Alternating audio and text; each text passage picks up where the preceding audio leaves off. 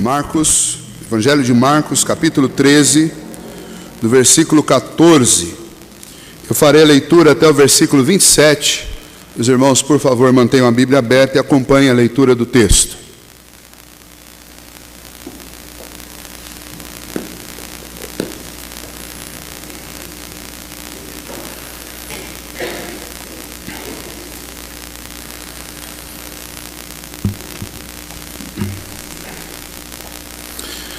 Quando, pois, virdes o abominável da desolação, situado onde não deve estar, quem lê, entenda, então os que estiverem na Judéia, fujam para os montes. Quem estiver em cima, no eirado, não desça, nem entre para tirar da sua casa alguma coisa. E o que estiver no campo, não volte atrás para buscar a sua capa. Ai das que estiverem grávidas e das que amamentarem naqueles dias. Orai para que isso não suceda no inverno, porque aqueles dias serão de tamanha tribulação, como nunca houve desde o princípio do mundo, que Deus criou até agora, e nunca jamais haverá. Não tivesse o Senhor abreviado aqueles dias, a ninguém se salvaria, e ninguém se salvaria. Mas por causa dos eleitos que ele escolheu, abreviou tais dias. Então, se alguém vos disser, eis aqui o Cristo, ou ei-lo ali, não acrediteis, pois surgirão falsos cristos e falsos profetas, operando sinais e prodígios para enganar, se possível, os próprios eleitos. Estai vós de sobreaviso, tudo vos tenho predito. Mas naqueles dias, após a referida tribulação, o sol escurecerá, a lua não dará a sua claridade, as estrelas cairão do firmamento e os poderes dos céus serão abalados. Então verão o Filho do Homem vir nas nuvens com grande poder e glória, e ele enviará os anjos e reunirá os seus escolhidos dos quatro ventos, da extremidade da terra até a extremidade do céu. Muito bem. Na semana passada, nós iniciamos o capítulo 13 do Evangelho de Marcos, a exposição dele, e fizemos isso em continuidade a esse estudo que estamos fazendo já há um bom tempo, expondo o Evangelho de Marcos versículo por versículo. Marcos é conciso, Marcos fala exatamente o que aconteceu, de forma objetiva e clara. Ele retrata e relata as palavras de Jesus e as ações de Jesus de forma totalmente literal, exatamente como aconteceu, sem florear, sem enfeitar, sem nenhum tipo de explicação. Ele apenas relata os fatos com veracidade, com objetividade, e ele faz isso para leitores que precisam entender, que precisam receber a mensagem do Evangelho, conhecê-la e crer nela. Ele mostra Jesus como aquele Filho de Deus que deixou a glória do Pai, que deixou as regiões celestiais, se esvaziou da sua própria glória e pisou na poeira, e pisou nesta terra, andou entre nós. Ele não veio para receber glória aqui, mas ele veio para servir. Ele mesmo declara: eu não vim para servir, mas não vim para ser servido, mas eu vim para servir. E qual era o serviço de Cristo? O serviço de Cristo era salvar os eleitos de Deus, anunciando-lhes a mensagem de arrependimento, que já era pregada por João, anunciando que ele é o Messias, que ele veio para dar a sua vida em prol daqueles, para salvar aqueles que o Pai havia lhe dado, aqueles que o Pai lhe entregou como ovelhas.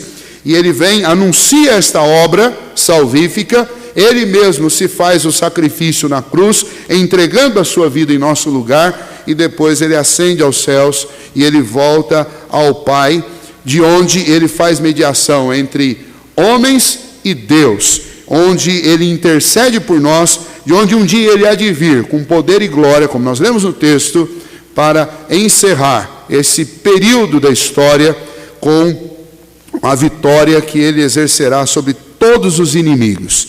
Bom, esse é um retrato que é mostrado no Evangelho através da mensagem de Marcos. O texto que nós estamos lendo é um texto que ele foi gerado por uma circunstância em que Jesus está passando na frente do templo de Jerusalém, um templo que estava sendo reformado por Herodes.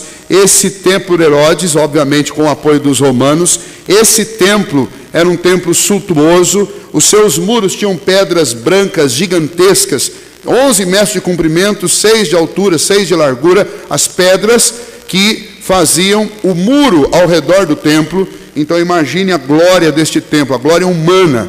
E os discípulos passaram com Jesus em frente a este templo, e Jesus já havia dito algo sobre destruir esse templo, quando ele disciplinou aqueles que estavam vendendo coisas dentro do templo, e agora eles falam para o Senhor Jesus, admirados: olha que pedras, que construções são essas aqui. E Jesus lhes responde: olha, não ficará aqui pedra sobre pedra que não seja derribada. Ou seja, Jesus diz: a glória disso passará. Por quê? Nós vimos na semana passada, porque Deus exercerá o juízo dele contra uma nação que não ouviu os seus profetas. Muito pelo contrário, essa nação matou os profetas.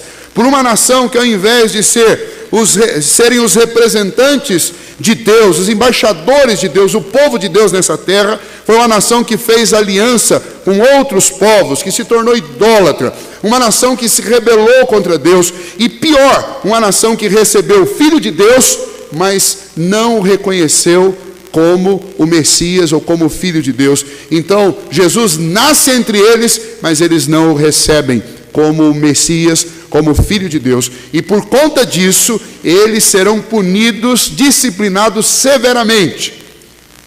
E o Senhor Jesus anuncia isso a eles, anunciando a eles que aquele templo, que era o símbolo de toda a religião judaica, seria destruído.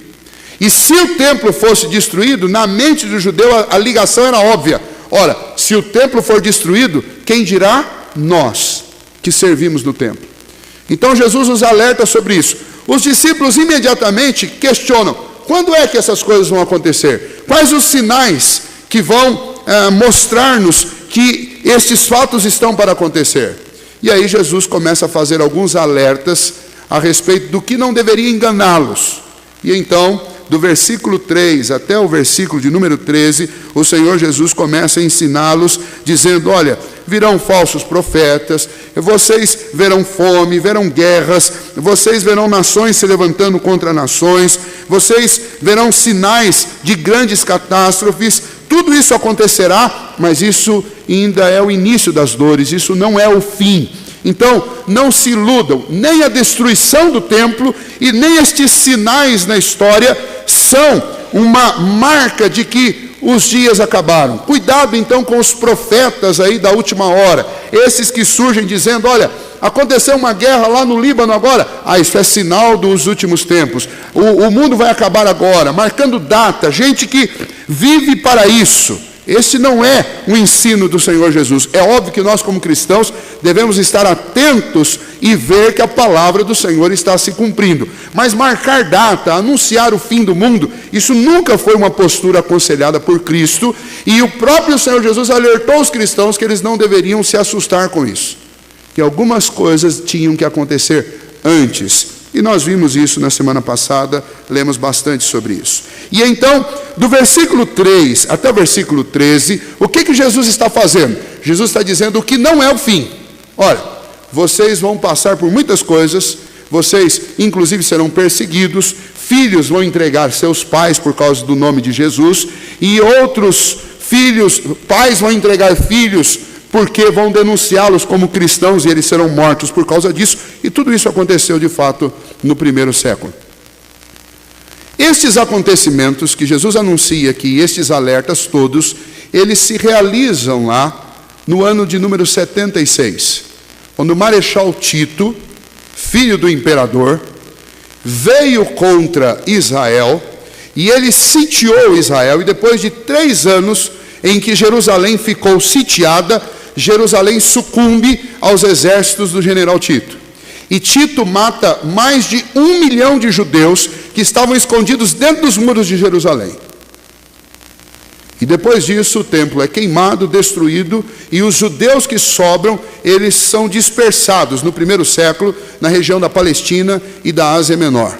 E esse é o primeiro grande massacre de judeus depois de Cristo Jesus. Então, estes acontecimentos que foram previstos, anunciados por Cristo, que foram determinados por Deus, e foram dos quais os discípulos foram alertados, eles aconteceram. Depois, no ano 103, outro grupo se levanta, seguindo um falso Cristo, um falso mestre. Uns judeus lá em Jerusalém, lá na Palestina, se rebelam novamente contra os romanos, e novamente eles são mortos na sua rebelião. E de fato, este é o último grande movimento judeu contra o romano, e depois do ano 103, simplesmente Jerusalém é completamente esvaziada dos judeus. Eles não estão mais lá, eles estão dispersos, os poucos que sobraram estão divididos entre as nações. E isso faz parte de uma severa disciplina de Deus sobre aquele povo. Bom, isso é o que nós vimos na semana passada. Versículo 14, que nós lemos hoje, a partir daí, nós temos algo que é chamado dentro das Escrituras como o anúncio da grande tribulação. Muita gente fala sobre isso e gosta do tema. Inclusive, uma novela cristã, ela foi escrita e muitos filmes foram feitos, pelo menos 7 episódios foram feitos com essa novela, e talvez você tenha um livro desse ou tenha assistido um filme chamado Deixados para Trás, de Thilo Reh. Isso é uma novela, veja bem, isso é uma novela. Ela não tem uma base sólida bíblica, é uma ficção falando sobre isso, porque este assunto é um assunto que interessa as pessoas. Já os discípulos lá estavam interessados sobre isso. Mas nós vimos que Jesus falou sobre algo que aconteceu lá, no ano 76 e depois no ano 103. Agora, o que isso tudo tem a ver conosco? Bom, primeiro, aqui, a partir do versículo 14, é a resposta que os discípulos pediram. Vejam só, eles perguntaram quais os sinais de que esses fatos vão acontecer. Jesus começou dizendo, olha, vem primeiro o princípio das dores, mas ainda não é o fim. Do versículo 3 ao versículo 13, Jesus falou de coisas que viriam, mas que ainda não era o fim. A partir do versículo 14, Jesus começa a falar de quando seria esse fim. E então nós temos aqui uma profecia que é chamada de profecia de dupla realização. Profecia para 2 tempos. Profecia que, num primeiro tempo, ela é um tipo de algo maior que ainda vai acontecer. Então, quais foram as orientações dessa resposta que Jesus deu a eles? Quando o templo será destruído? Foi a pergunta que gerou essas respostas de Jesus. Bom, primeiramente Jesus disse, quando, pois, virdes o abominável da desolação, situado onde não deve estar, e daí ele escreve, quem lê, entenda. Bom, nós tínhamos que fazer uma exegese aqui para descobrir o que isso significa. Mas a gente não precisa fazer isso porque Lucas, autor do Evangelho de Lucas, já fez isso por nós. Então, se você quiser, você pode abrir a sua Bíblia aí, no Evangelho de Lucas, capítulo 21, 20, a mesma situação, narrada por Lucas, ela é explicada pelo próprio Lucas. Marcos descreve aquilo que Jesus disse exatamente, literalmente. Lucas vai e já explica e esclarece por conta dos seus leitores, que não são leitores judeus, são gentios, então eles não iam entender. Então Lucas, na hora de escrever o Evangelho, ele já faz a explicação. Então veja lá, Lucas, a partir do versículo 20, diz assim, quando, porém, virdes Jerusalém sitiada de exércitos, sabei que está próxima a sua devastação. Então os que estiverem na Judéia, fujam para os montes, os que se encontrarem dentro da cidade, retirem-se, e os que estiverem nos campos, não entrem nela, porque esses dias são de vingança, para se cumprir tudo o que está escrito. Ai das que estiverem grávidas e das que amamentarem naqueles dias, porque haverá grande aflição na terra e ira contra este povo. Cairão a fio de espada e serão levados cativos para todas as nações, e até que os tempos dos gentios se completem, Jerusalém será pisada por eles. Ora, Lucas já explicou. O que é o abominável da desolação sentado onde ele não deveria estar? É Jerusalém sitiada por alguém de fora. E aí, da onde vem esse termo que Jesus usou, abominável da desolação? Essa era a nomenclatura que os judeus davam para uma figura do Velho Testamento, uma figura extremamente conhecida dos judeus e odiada por eles. Quem é essa pessoa? No século IV a.C., e isso inclusive é profetizado por Daniel, um homem chamado, um imperador chamado Antíoco Epifânio, dominou Jerusalém. E no templo de Jerusalém ele construiu um outro altar sobre o altar que já existia lá. E neste altar ele sacrificou uma porca aos seus deuses. E este homem foi chamado pelos judeus de o abominável da desolação, por tudo que ele fez a Jerusalém, por tudo que ele fez ao povo de Deus, e especialmente pela profanação do templo do Senhor. E então, quem é o abominável da desolação? É todo aquele que representa a revolta humana, a revolta do homem contra Deus, contra o povo de Deus e contra a igreja do Senhor. Então, quando Jesus diz, quando virdes o abominável da desolação, o judeu já sabia, é alguém que odeia o Senhor, que odeia o povo do Senhor e que vai fazer qualquer coisa para destruir o culto a Deus. Então, quando Jesus faz essa citação, e Lucas lá na frente já explica, ele está esclarecendo o quê? Que esta destruição do templo, esta grande tribulação, viria quando o poder em Israel, em Jerusalém, fosse tomado por alguém que tinha as mesmas intenções, o mesmo comportamento, o mesmo perfil de Antíoco Epifânio. Ou seja, alguém que era contra o Senhor e contra o seu povo. E hoje contra a igreja. Pois bem, quando isso aconteceu? No ano 76. No ano 76 depois de Jesus, o que aconteceu? O povo viu entrando em Jerusalém Tito. E Tito veio em nome de Roma para profanar, para matar, para destruir tudo que estava dentro de Jerusalém.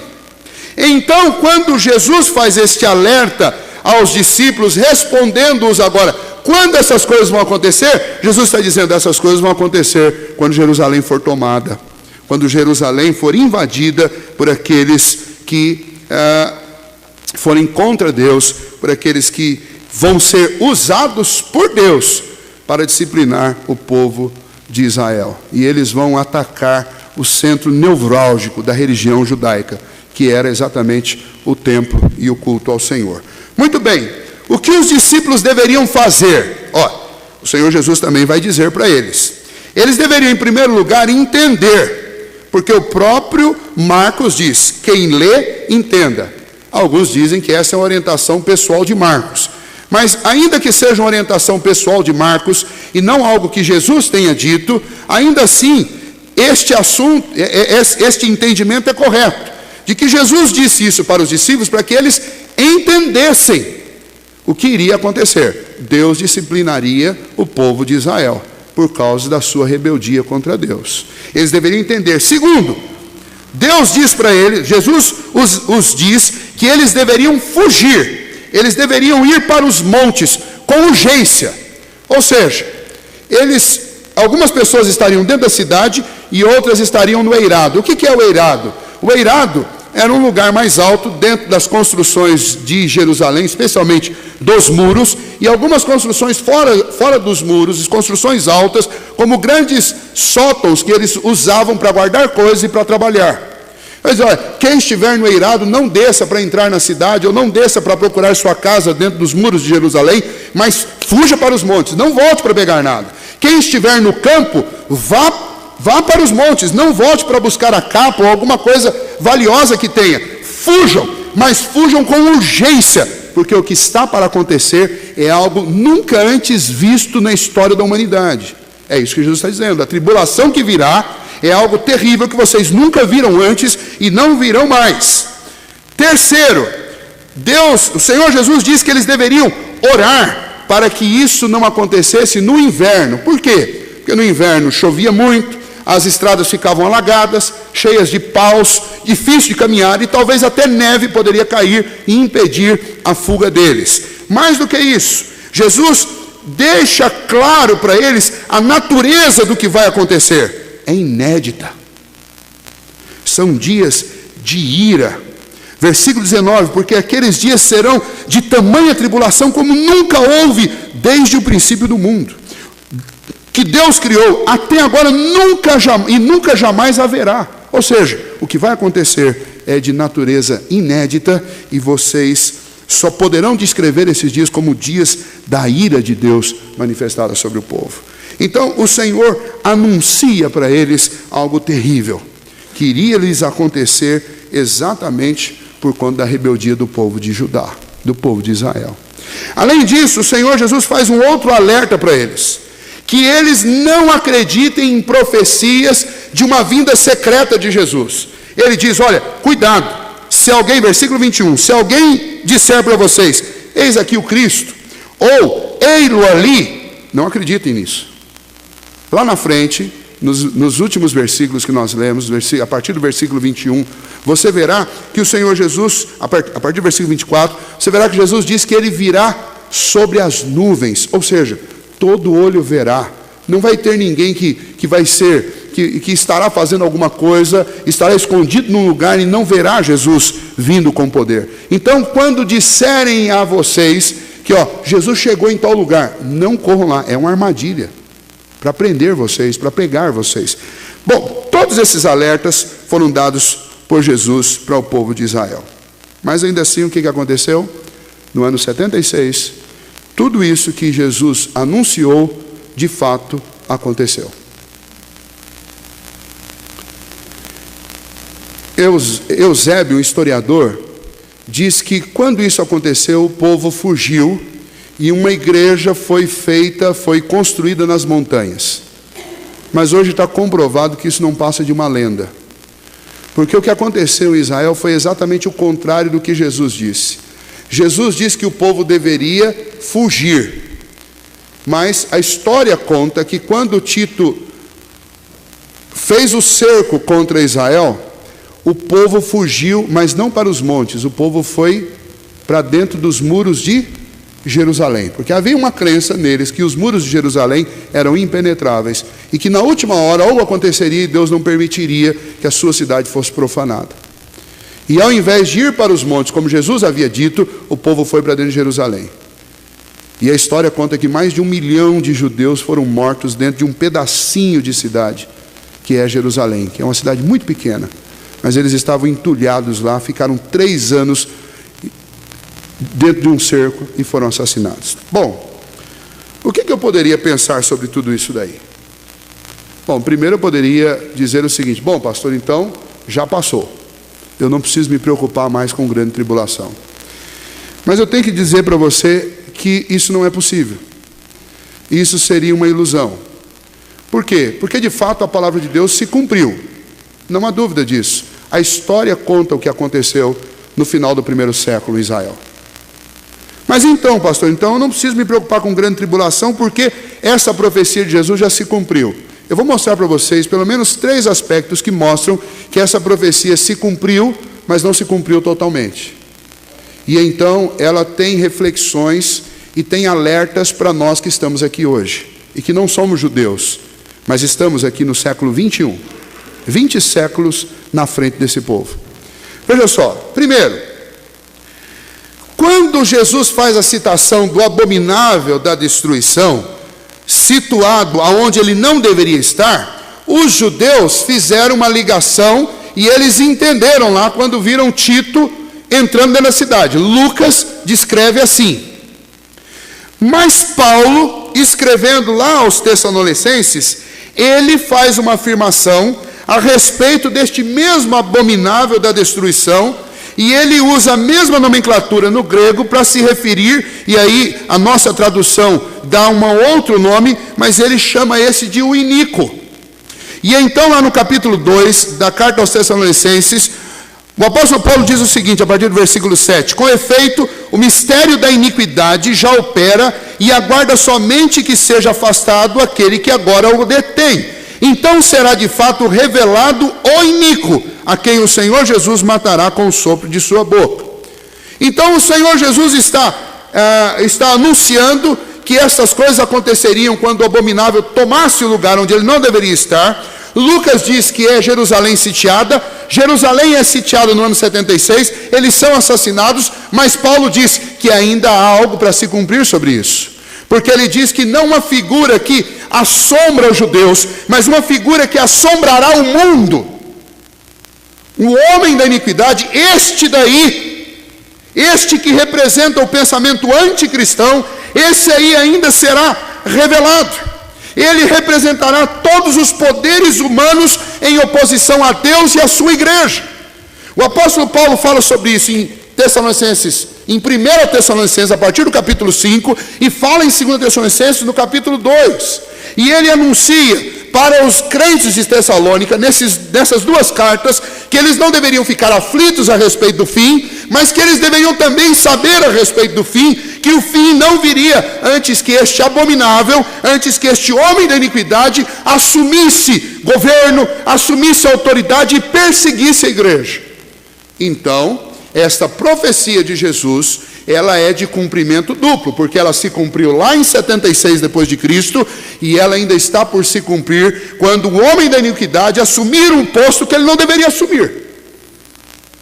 Quando este anticristão, esse anticristianismo, este homem que fará toda a oposição do mundo contra Deus, quando este homem assumir um posto de comando, então sim, nós experimentaremos grande tribulação. Segundo, o Senhor Jesus diz que aquela tribulação seria como nunca antes houve e como nunca depois jamais haverá. Mas deixa eu dar um dado para vocês. Mais de 1 milhão, mas não mais do que 2 milhões, menos que 2 milhões, mais de 1 milhão morreu em Jerusalém em 76. Só que Hitler, sozinho, matou com seus exércitos aproximadamente 6 milhões. Então, as palavras de Jesus eram que nunca antes houve e nunca depois haverá. Então eu tenho aqui uma pista de que o que aconteceu no ano 76 foi o cumprimento dessa profecia para Israel, mas ainda não foi o cumprimento total dessa profecia, porque nós já vimos na história algo maior. E como isso já passou e nós ainda estamos aqui, e o texto lá no versículo 24 diz que logo depois dessas coisas Jesus viria. Então, a não ser que Jesus tenha vindo depois de Hitler e nós todos ficamos aqui, ainda acontecerá algo ainda muito pior do que o Holocausto.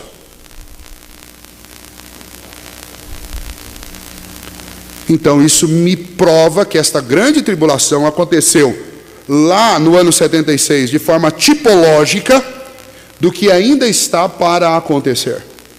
Veja, tem uma outra questão ainda que eu quero levantar com vocês.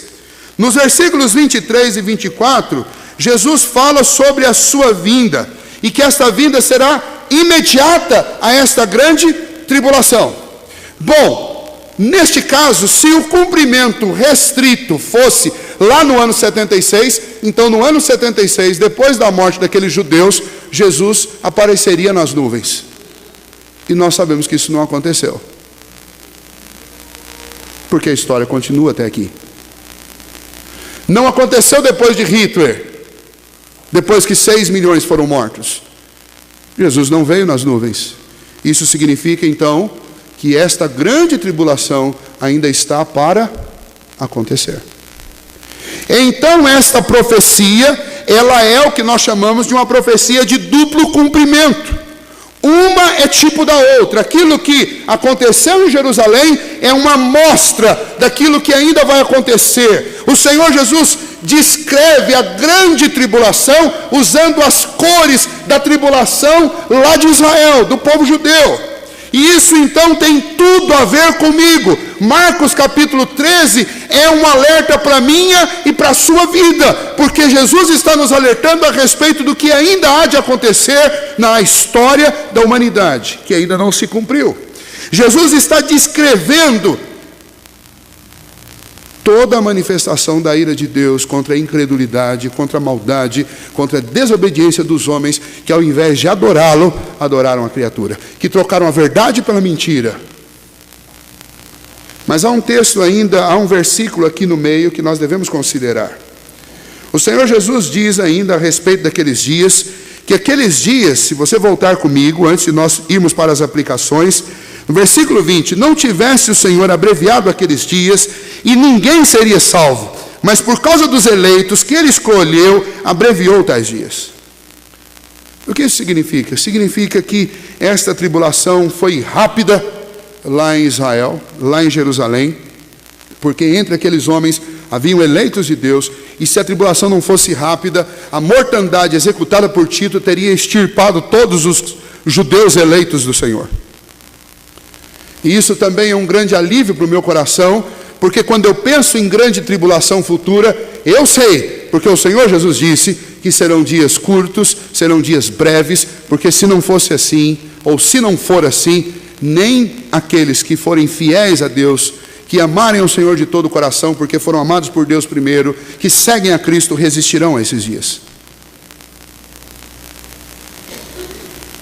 Pois bem, o que eu posso aprender com tudo isso? O que eu posso levar para minha casa a respeito disso que nós lemos aqui e expomos destes versículos do capítulo 13? Primeiro, que a profecia bíblica, ela é exata. Jesus disse no ano 33, aconteceu no ano 76, em microescala. Se cumpriu lá, vai cumprir agora também. Se o tipo da profecia, que era a destruição de Jerusalém, aconteceu, a grande tribulação, que é a destruição deste mundo em oposição a Deus, depois que este mundo perseguir severamente os cristãos, também acontecerá.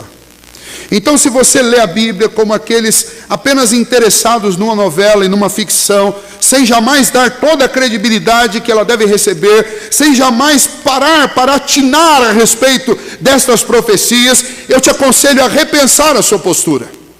Porque as palavras do Senhor são fiéis e verdadeiras. E aquilo que Jesus disse que aconteceria, de fato vem acontecendo e acontecerá até o último dia.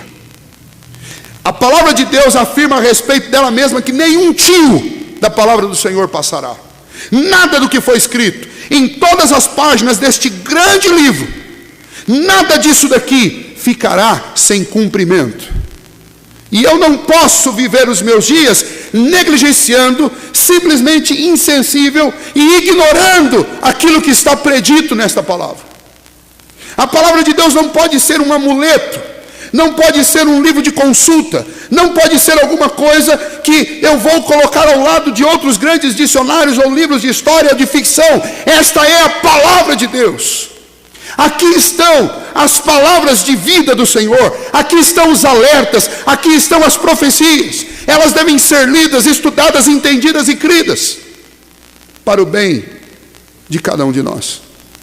Segunda coisa que eu aprendo nesse texto, que quando nós olhamos para o capítulo 76, aliás, para o ano 76 da história, e quando nós olhamos para o período da guerra, quando Hitler matou milhões de judeus, nós sentimos compaixão. Mas essa compaixão que sentimos dos judeus não pode ser esquecida, porque ela é um alerta de algo que acontecerá em larga escala no mundo inteiro. Cristãos serão mortos, cristãos serão perseguidos no mundo inteiro. Nós estamos vivendo um cristianismo de férias, um cristianismo de oba-oba, um cristianismo de colônia de férias. Um cristianismo alienado. Nós sabemos muito bem, porque a palavra de Deus descreve que os dias vão piorar, eles não vão melhorar. E nós ficamos tentando colorir o mundo de arco-íris, para dizer que as coisas são boas, que as coisas vão ficar melhores. Elas não vão. E nós estamos criando filhos para um mundo perfeito, mas nós sabemos pela palavra de Deus que as coisas vão piorar muito. Então eu não vou criar os meus filhos para o mundo perfeito, eu devo criá-los para um mundo em conflito e um mundo em guerra. Eu não posso trabalhar pensando tão somente em angariar recursos e abastar a minha vida de segurança. Porque o apóstolo Paulo, falando dos últimos dias, ele diz: quando andarem dizendo por aí paz e segurança, neste tempo o Senhor Jesus virá como ladrão da noite. Quando ninguém estiver esperando, quando até os cristãos estiverem vivendo com paz e segurança, Jesus virá e tomará todos de assombro. Porque nós estamos o tempo inteiro tentando nos cercar de seguranças humanas, quando nós deveríamos estar olhando para as Escrituras, orando, trabalhando pelo Senhor, buscando o Senhor, usando o nosso tempo nas coisas do Senhor. E nós negligenciamos isso. Irmãos, como pastor, eu estou assustado com o que eu tenho visto. Não só aqui, mas em todos os lugares, conversando com os colegas meus.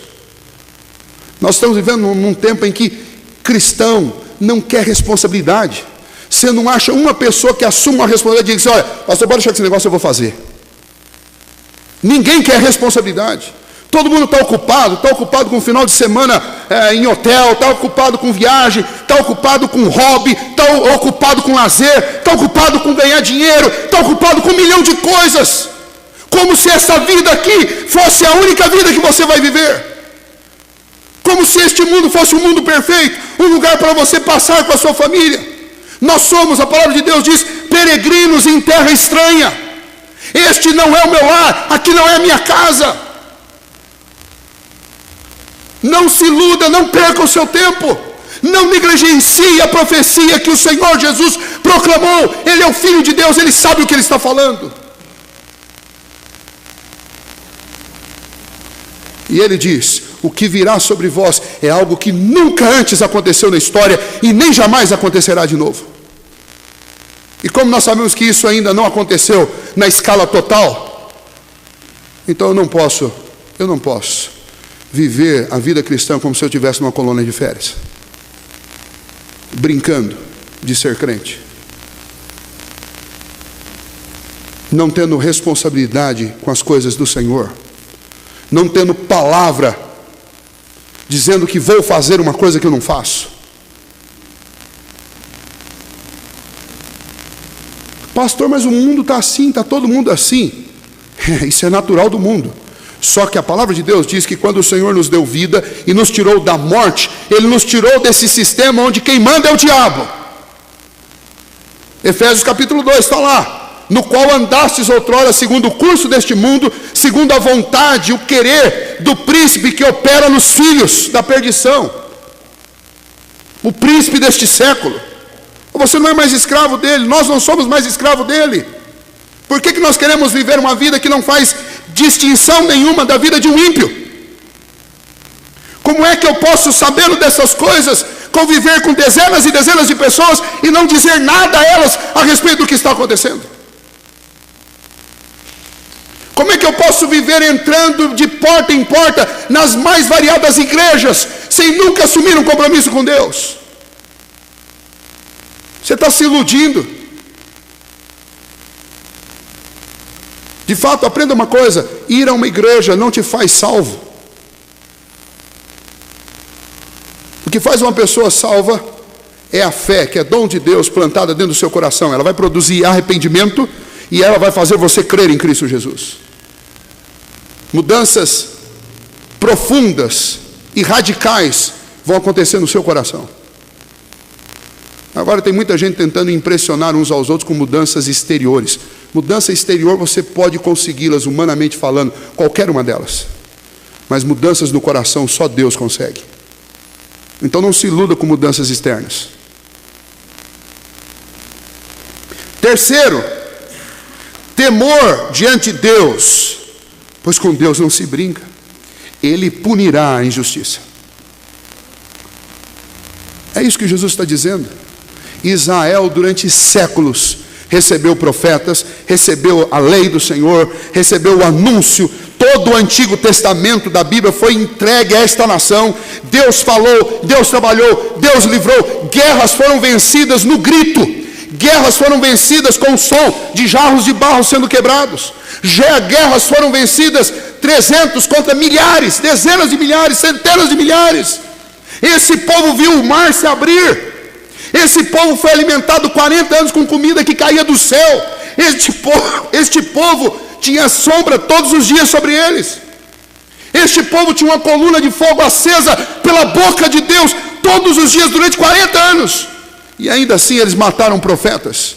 Deus não terá por impune, Deus não deixará impune aqueles que conhecem a verdade, mas não temem a Deus. Não adianta ser filho de crente, não adianta contar as experiências do seu pai, ou do seu avô, ou do seu bisavô. Você deve ter os mesmos compromissos que eles tiveram. Porque legado não salva ninguém.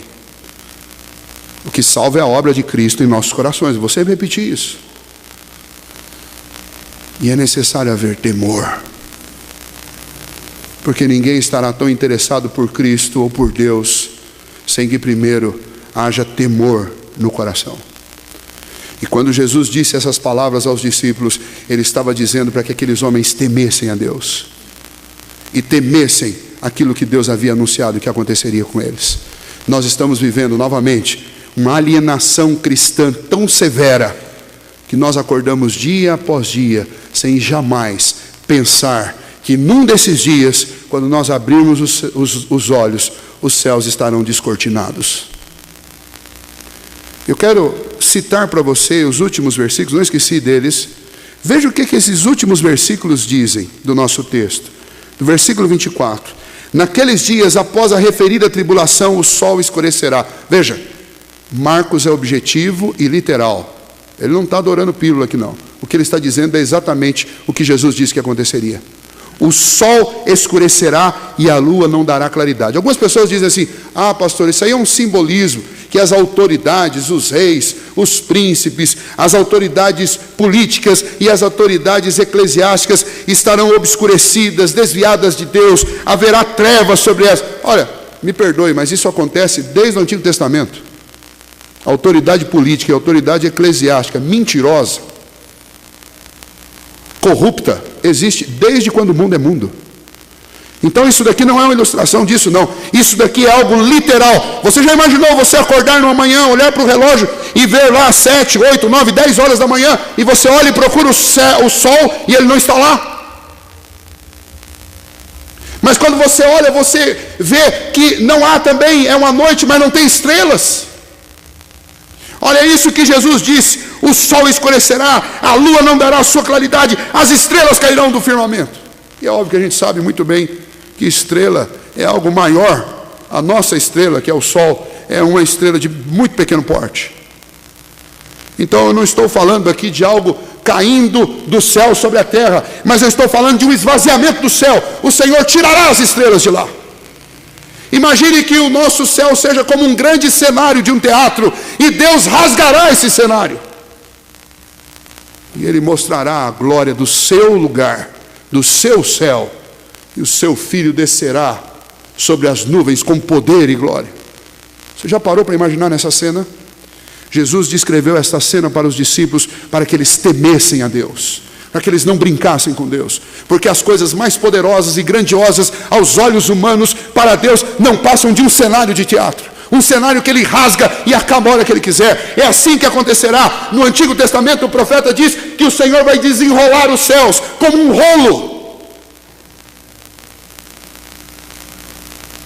E aí você diz assim: mas pastor, cientificamente é improvável, é impossível que alguém faça isso. É improvável mesmo, o ser humano jamais poderá fazer isso. Mas para Deus, todo este céu é criação dele com uma só palavra.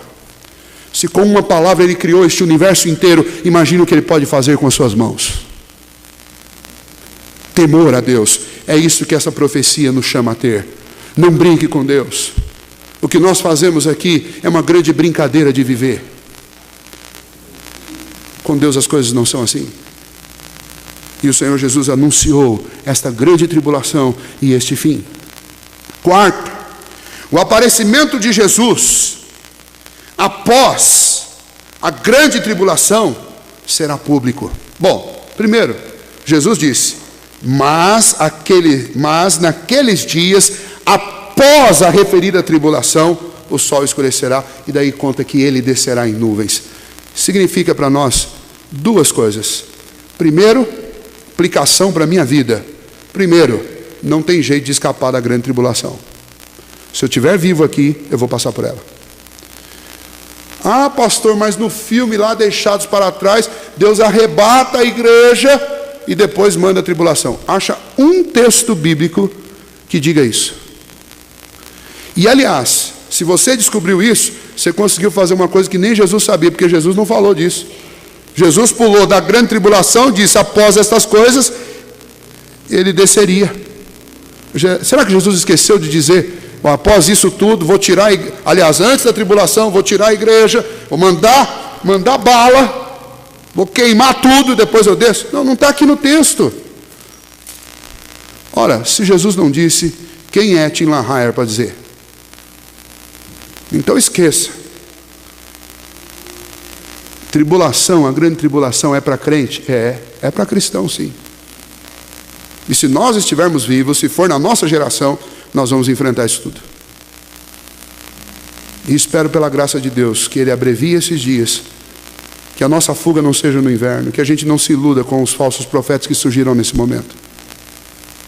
Mas o fato é, o aparecimento de Jesus então será após essa tribulação. Mas este aparecimento será público. E se esse aparecimento será público, quando Jesus pintar nos céus, em cima das nuvens, como diz a palavra de Deus, Apocalipse diz que nós pularemos como bois selvagens, nós celebraremos, nós daremos. Imagine um camarada como eu com 117 quilos, eu vou pular muito mais do que eu tento quando eu estou jogando vôlei, eu vou pular 2 metros de altura, porque quando eu ver o meu Senhor descendo sobre as nuvens com poder e glória, eu sei que eu jamais pecarei mais, eu sei que eu jamais sentirei dor, eu sei que eu jamais verei alguém que eu amo morrer, eu sei que eu não perderei mais ninguém, eu sei que eu viverei para sempre na eternidade, sem me envelhecer, sem ficar doente, livre de tudo que hoje me causa sofrimento. E mais do que isso, eu sei que o meu Senhor vingará todas as injustiças feitas com todos os cristãos, do começo ao fim da história. Então, quando Jesus anuncia isso àqueles discípulos, Ele está dizendo, mas tudo isso vai acontecer, mas no fim eu vencerei, eu proclamarei a vitória do Cordeiro e a vitória de todos aqueles que creram em mim. Então nós temos que viver ansiando por esse dia, nós temos que viver desejando esse dia, nós temos que falar sobre esse dia para os nossos filhos, para que eles não se iludam com quem vai dizer, olha, Jesus veio, Ele está ali. Não se iluda com isso, porque quando isso estiver acontecendo, essa grande tribulação, estas serão as artimanhas para nos pegar. Mas você pode alimentar o coração do seu filho, dizendo, filho, já imaginou como será glorioso não ver o sol, não ver a lua, não ver as estrelas, mas ver este céu aberto? Nós teremos uma visão panorâmica de algo que nós nunca vimos. E no meio de tudo isso, uma grande nuvem gloriosa, ela descerá do céu. Jesus estará sobre ela, e com Ele anjos, e com Ele os seus santos, e no abrir e fechar de olhos, nós sairemos daqui e seremos transformados e estaremos com o Senhor. Nós, os que cremos em Cristo Jesus. Portanto, eu quero encerrar deixando 2 reflexões. Primeiro, com você que talvez está aqui e ainda não confessou a Cristo como Senhor da sua vida, não é um cristão, não é um crente em Jesus. Reflita sobre a veracidade da Bíblia. A história está cheia de fatos que comprovam cada uma das palavras que foram ditas nas Escrituras. Mas muitas dessas palavras ainda estão por se cumprir. Não ignore isso, porque este é o erro fatal da humanidade: ignorar o que a palavra de Deus diz. Você pode ignorar muitas coisas, você pode cometer muitos erros, mas você não pode cometer este, porque este erro tem a ver não apenas com a sua vida terrena, mas tem a ver com a eternidade. Meu conselho a você é que você peça a Deus que Ele te convença a respeito destas verdades. te convença a respeito do juízo vindouro, te convença a respeito do seu próprio pecado, que Ele ponha fé no seu coração. Eu estou orando por você para que Deus faça isso com você. Segundo conselho eu quero dar àqueles que são crentes, como eu, nesses dias. A palavra do Senhor está nos advertindo, então estejamos advertidos de fato, de que os dias são maus e nós não podemos brincar. Nós não podemos nos iludir, porque dias ainda mais difíceis virão. Eu não posso viver um cristianismo superficial, um cristianismo apenas emblemático, um pseudo-cristianismo, um cristianismo apenas da boca para fora, porque esse tipo de cristianismo não resistirá ao fim. Veja, só um exemplo do que aconteceu em Jerusalém. Jesus disse: quando estes fatos acontecerem, fujam para os montes. O que eles fizeram? Aquela religião fraca deles não lhes dava convicção. Por não terem convicção, o que eles fizeram? Quando Jerusalém foi sitiada, ao invés de fugir para os montes, eles fizeram o quê? Eles fugiram para dentro de Jerusalém e morreram lá. Esse é o resultado de uma religião sem convicção. Você sabe o que Deus diz, mas na hora que você vai decidir o que fazer, você faz o contrário.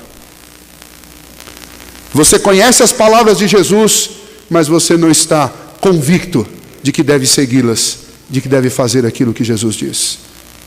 Então, um alerta para nós cristãos: estejam advertidos. Os dias são maus e eles piorarão. Nós atravessaremos esta grande tribulação. E nesta grande tribulação, só tem um tipo de crente que vai permanecer de pé: aqueles que foram eleitos pelo Senhor e que estiverem com o coração cheio de convicção. Não dá para passar com achismo. Não dá para passar com sincretismo religioso. Você que fica batendo de porta em porta igreja, visita uma igreja cada semana, me desculpe, mas você deve pensar e repensar seriamente este cristianismo, porque este cristianismo não resistirá à tribulação, porque falta convicção.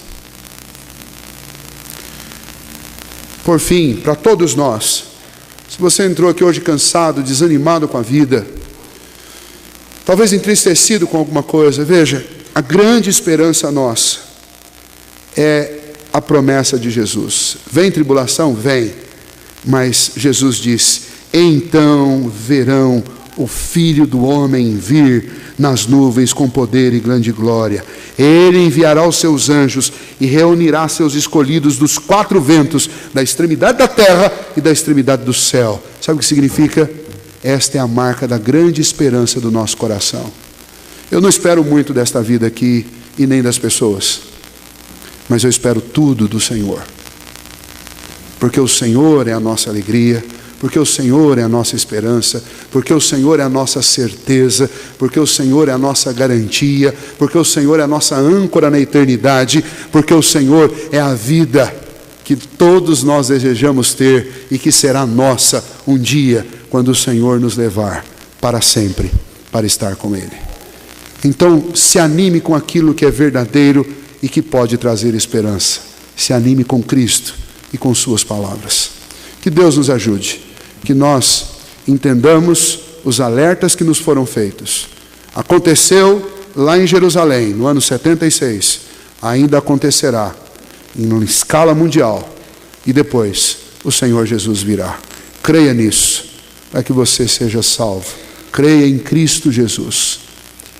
Ele é o caminho, a verdade e a vida. Ninguém passará por tudo isso e chegará ao céu se não for através de Cristo Jesus. Vamos ficar em pé, nós oraremos, encerrando este culto nesta noite.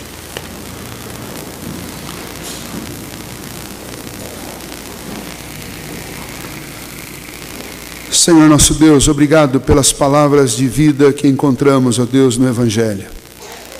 Obrigado, ó Deus, porque contra todas as expectativas que temos neste mundo, em Cristo Jesus nós temos esperança.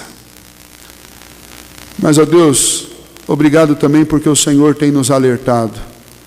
Estamos, ó Deus, vivendo uma vida extremamente apegada a este mundo, extremamente enganada quanto ao futuro, e uma vida extremamente acomodada a coisas que são terrenas e que são para nós coisas de uma terra estrangeira, porque aqui não é o nosso lar. Ó Deus, nos perdoe pela nossa negligência e ajude-nos, ó Pai, a temer ao Senhor, a crer nas Tuas palavras. E ao invés de ficarmos apenas contando o tempo e olhando os sinais, ajuda-nos, ó Deus, a tomarmos uma postura de servos do Senhor, vivendo na iminência do tempo. Que o Senhor nos ajude, ó Pai, a andarmos com mais fidelidade a Ti, pela Tua graça e pela Tua misericórdia, pela ação poderosa do Teu Espírito dentro de nós. Ajude-nos, ó Deus, a sermos mais vigilantes quanto às coisas que acontecem ao nosso redor.